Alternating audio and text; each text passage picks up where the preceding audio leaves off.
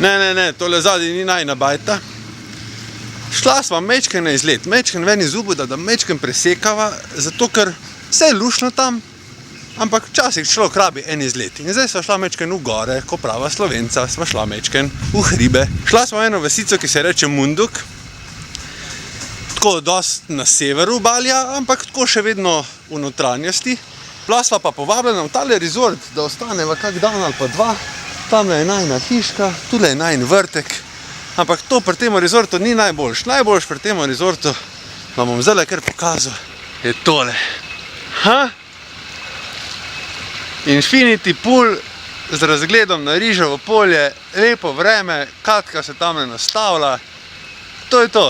Prej sem vprašal lastnika, zakaj se temu bazenčku reče Eco Swimming Pool, in mi je razložil, da tale voda, tule noter, priteče iz hribov. On je rekel iz višine 800 metrov, kar je lahko 1800 ali pa 2800 ali pa minus 800, pač to ne moreš razumeti. In potem teče skozi ta bazenček in odteče tamle ven in zalije njegove lotose, pa zalije njegovo Riževo polje. In na najno srečo smo midva zdaj edina v tem resortu, ker je še vedno nizka sezona, tako da bomo imela danes bazen zase.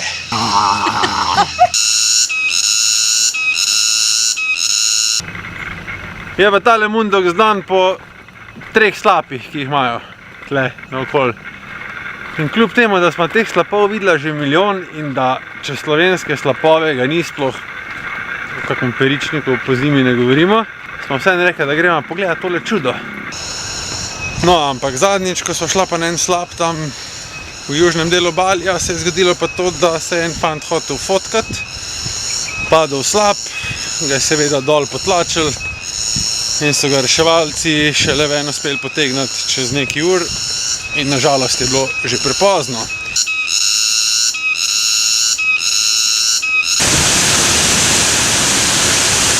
Ajo no, se ni toliko slabo. Tako, mokra sva.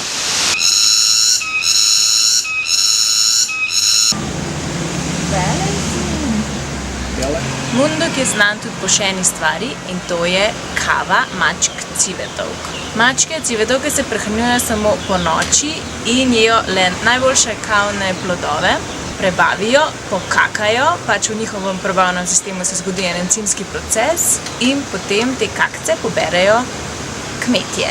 Tukaj pa lahko vidite, kako se dela najina kava v enem takem posebnem sifonu.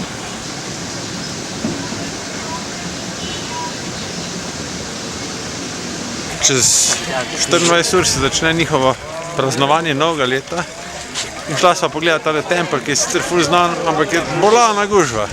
Kar je fora tega praznovanja je to, da na 27.